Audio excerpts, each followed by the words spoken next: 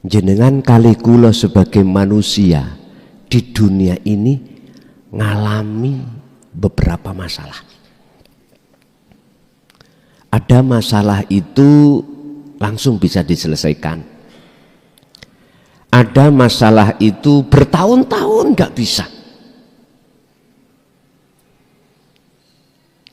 Anda mesti dalam hati ingin keluar dari masalah yang Anda hajatkan manakala hatimu bersandar birabbika terhadap Tuhanmu.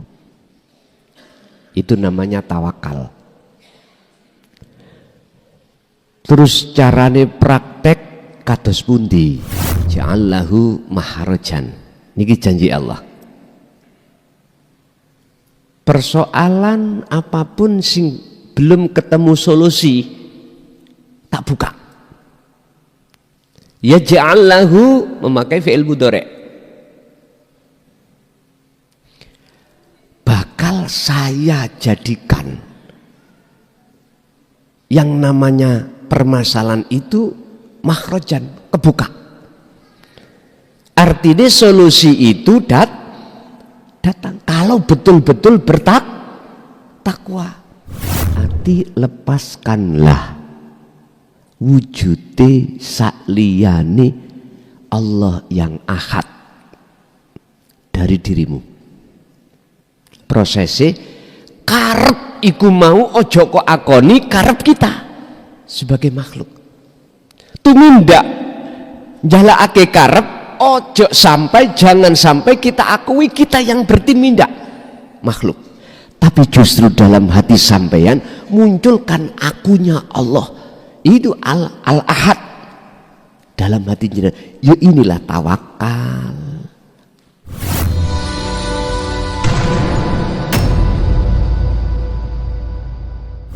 Yang Anda hajatkan manakala hatimu bersandar birabbika terhadap Tuhanmu. Itu namanya tawakal. Terus carane praktek kados pundi? Caranya praktek gimana? Janganlah pernah hajat iku hati Anda muncul keakuan hamba. Jangan. Ini namanya namanya tawakal. Justru yang muncul dalam hatimu akunya Allah. Dengan proses kita sebagai makhluk la haula wala quwata. Itu. Ini prosesnya. Tidak punya daya upaya apapun untuk melakukan apapun, dan juga tidak ada kekuatan apapun untuk menolak atau melakukan suatu apapun illa billah, kecuali itu sumbernya dari Allah. Ini proses sebagai dasar hati kita untuk memunculkan rasa yang muncul itu akunya Allah. Jadi kita manusia si salib tidak boleh muncul rasa itu pengakuan si salib yang melakukan. Bapak Ibu, jikalau tidak begitu wala tayassaro lan ora gampang, berarti wangel. Apa matlabun perkara sing den suprih antakang utawi sira iku talibuhu sing nyuprihhu ing tolab binafsika kelawan nafsu ira, binafsika kelawan keakuanmu, keakuan sira makhluk. Bapak Ibu, ada keterangan apa sih yang membatalkan si salik tidak bisa wusul-wusul sampai puluhan tahun? Apa sih yang menghalangi si salik ketika suluk untuk menuju wusul pada Allah bertemu? Apa? Salah satu di antara ya ini, hati masih merasa kalau kita yang melakukan suluk.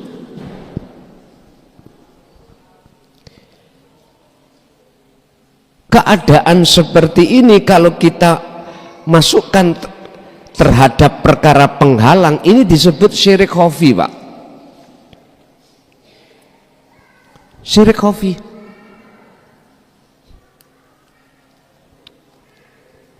Padahal Allah mengatakan, aku tidak akan pernah mengizinkan satu hamba untuk bertemu aku tatkala di dalam hati hamba itu masih ada selain aku.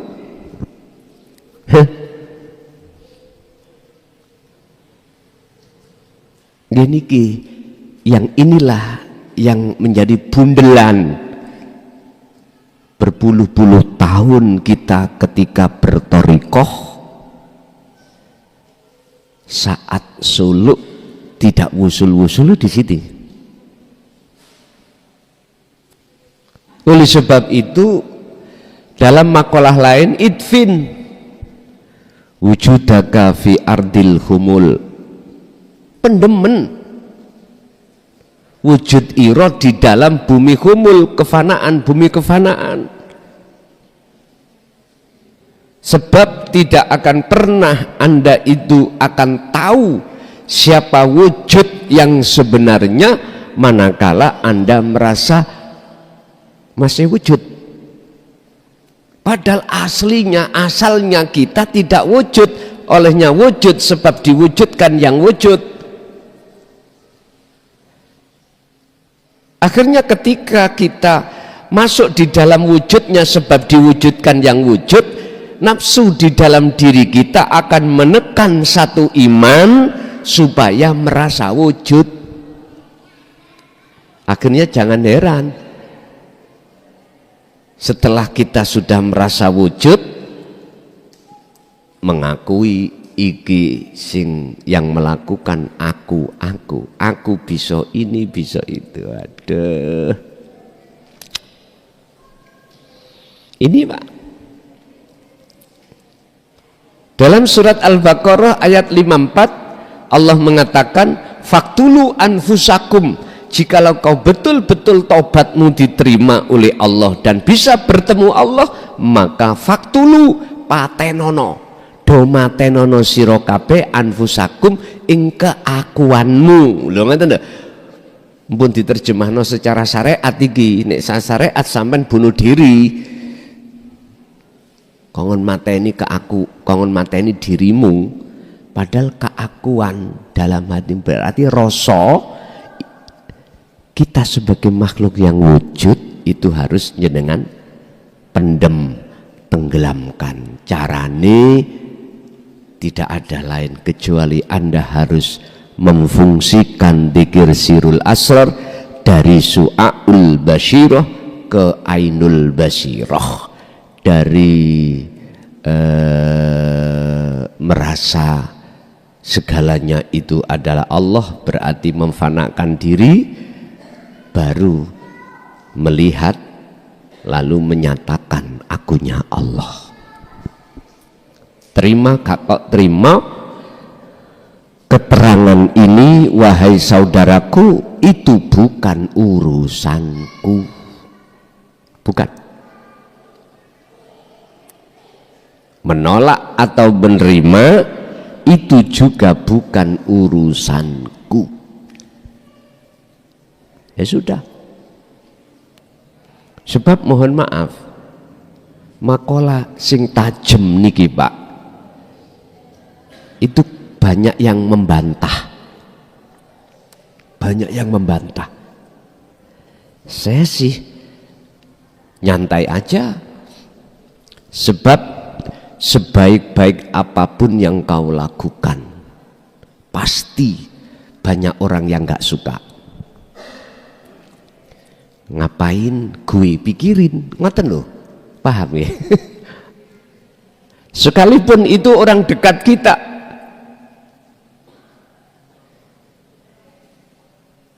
sekalipun itu orang dekat kita, ngapain gue pikirin, nggak usah. Kalau itu tadi sudah nancap di dalam hati panjenengan, ya udah, wajahidu fi sabilihi, jalan terus untuk menuju kesempurnaan iman, yaitu ihsan. Mohon maaf apalagi saya katakan bahwasanya menyembah pada Allah itu tidak hanya di ibadah murni saja. Wah, tambah protes. Padahal dasarnya Quran sudah jelas, aku tidak akan menciptakan jin dan manusia kecuali hanya untuk beribadah, menyembah. Gak disuruh kerja, enggak. Enggak disuruh makan, enggak. Enggak disuruh nikah, enggak. Sing nikah, sing makan iku jasmani. Lah ruhani iki lho sing kedah nyembah selama-lamanya. Ini yang beliau tidak pahami. Akhirnya protes, lah enak lah rokokan dikatakan sholat. Tak guyu wae. Ningati tak guyu wae. Ya Allah, makanya mengapa Gusti Allah ngedunno menurunkan ayat yang berbunyi huwaladzi arsala rasulahu bil huda wa dinil haq aidinu tauhid. Ya, karena alasannya hati kita masih disebut hati yang menduakan Allah. Itu persoalannya. Dalam ayat lain, ya ayyatuhan nafsul mutmainnah irji'i. Mengapa harus ada irji'i? Itu kata perintah untuk kembali kepada ila rabbiki, Tuhanmu. Karena ruhaniyah kita itu meninggalkan Allah subhanahu wa ta'ala. Kalau enggak meninggalkan, gak mungkin Pak ada irji'i, gak mungkin. Makanya setiap ayat itu mesti wonten asbabun nuzul, sebab-sebab turunnya ayat wahyu. Sebab hati kita telah bercinta, bersukaria, beriman terhadap tauhid selain sejatine Allah, selain sing ahad, maka dipanggil irji'i, moro balio, kembalilah kau ila rabbiki, terhadap Tuhanmu, radhiyatam mardiyah. Sampai isoi bali dengan ikhlas, ridho, diridani. Artinya jenengan lepaskan seluruh perkara-perkara selain Allah, termasuk diri kita. Itu yang dimaksud faktulu anfusakum patenono, keakuan. Kalau nek ngaji saiki mboten dangu-dangu, ben cepet mari didik tak jelaske paham wis mari. Kesimpulane gur ngeten niki. Cara Quran niku surat At-Tolak ayat 3. Jenengan kali kula sebagai manusia di dunia ini ngalami beberapa masalah. Ada masalah itu langsung bisa diselesaikan. Ada masalah itu bertahun-tahun gak bisa. Anda mesti dalam hati ingin keluar dari masalah. Nah, sebelum tawakal ini Pak, ayat yang nomor 2 At-Tolaq itu berbunyi wa may yattaqillaha yaj'al lahu mahrajan. Barang siapa yang memegang teguh takwa dari ilmu amal istiqomah, berarti dengan mengutamakan uzlah, dzikir niku lho. Yaj'al lahu mahrajan. Niki janji Allah. Persoalan apapun sing belum ketemu solusi tak buka. Yaj'al lahu memakai fi'il mudhari'. Bakal saya jadikan yang namanya permasalahan itu makhrajan, kebuka. Artinya solusi itu datang kalau betul-betul bertakwa. Pun diwujute takwa, betul-betul takwa. Diterus ke ayat itu. Wa yarzuqhum min haitsu la yahtasib. Baik urusan anugerah Rahman dan Rahim itu akan kudatangkan, baik kebutuhan jasmani atau rohani, datangnya yang tidak kau sangka-sangka. Wujudnya takwa, wa may yatawakkal 'alallah. Ini tawakal tadi berarti lepaskanlah wujude sakliyane Allah yang ahad dari dirimu. Prosesnya karep iku mau ojo kok akoni karep kita sebagai makhluk. Tumindak jalakake karep ojo sampai, jangan sampai kita akui kita yang bertindak makhluk. Tapi justru dalam hati sampeyan munculkan akunya Allah. Itu al-ahad dalam hati jenengan. Ya inilah tawakal. Ini janji Allah. Fahuwa hasbuhu. Fahuwa mongko utawi Allah, maksudnya adalah yang ahad itu iku hasbuhu, nyukupi sapa Allahu ing man. Artinya persoalan jenengan sing sampai nayeng. Tahu nayeng nggih? Nayeng apa ya? Karaten. Biasanya ngoten niku nggih. Jenengan kadung utang wakeh ora iso nyaur. Kadang-kadang itu juga persoalan apa yang menjadikan jenengan iki nggak mau menyapa. Kita sebagai dulur tuwek, terus dulur nom, saudara muda itu bikin kesalahan. Orang Jawa biasanya sing tuwek nggak mau moronang sing nom lah, ngoten nggih. Sing nom kudu moronang sing tuwek. Iki orang Jawa biasanya. Yang muda lah yang mendatangi yang tua, bukan yang tua mendatangi yang muda. Sekarang kita lepaskan perkara yang mendatangi yang mana, nggak usah. Siapa yang merasa bersalah, walaupun itu yang tua, kalau hati kita jembar Pak, nggak akan berat kalau jembar loh nggih. Kalau merasa tua, wah beto malih Pak. Makanya pimpinan itu tidak mau disalahkan. Sing disalahkan itu bawahan. Padahal walaupun itu yang salah pimpinan. Jadi itulah yang disebut betul-betul takwa adalah tawakal. Praktek tawakal yaitu tadi. Ini gak mudah loh Pak ya. Gak mudah. Tapi bisa nih mudah.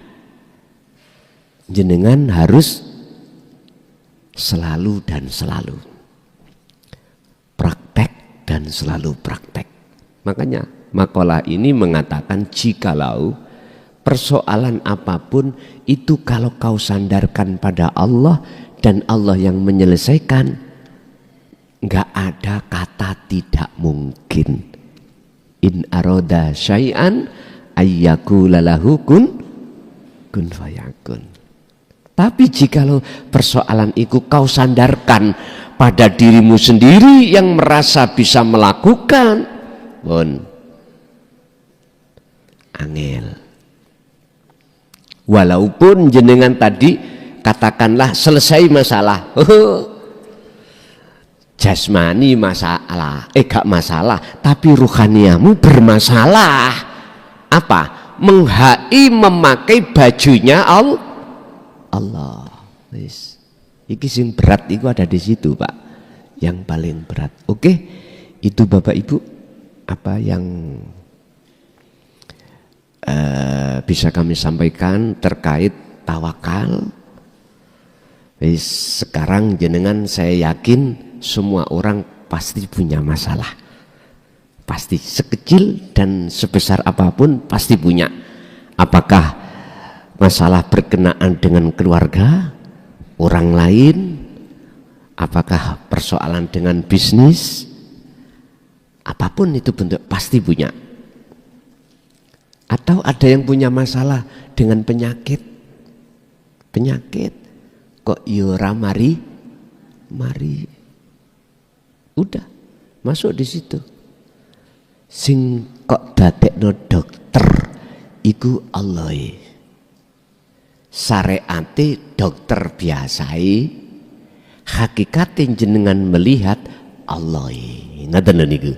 Monggo syariat melaku, hakikat juga melaku. Urusan dokter macam-macam. Ada dokter memang dokter munggu umum, ada dokter pengobatan iku alternatif. Lah ngoten nggih, sing disebut tabib, bukan Habib lho nggih. Tabib. Saran saya kepada pribumi wis gak usah manggil ismul laqab terhadap siapapun. Termasuk Habib, gak usah dipanggil Habib. Wis diceluk Kang, Cak, Pak ngene. Sama dengan saya panggilan Kang, Cak atau Son ngene sih kowe.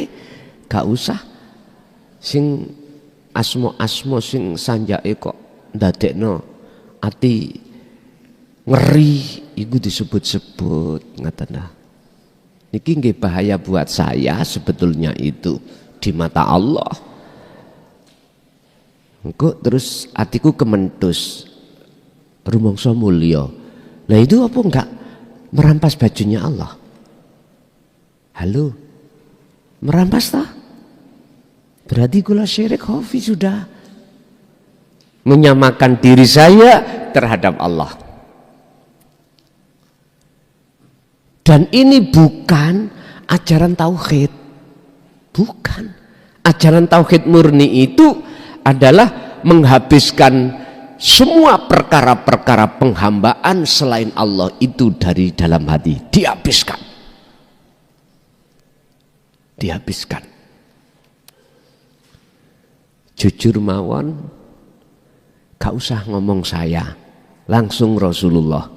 Bagaimana beliau katakan, aku ini podo ambek awakmu, podo makhluke, sifatnya la haula wala quwata.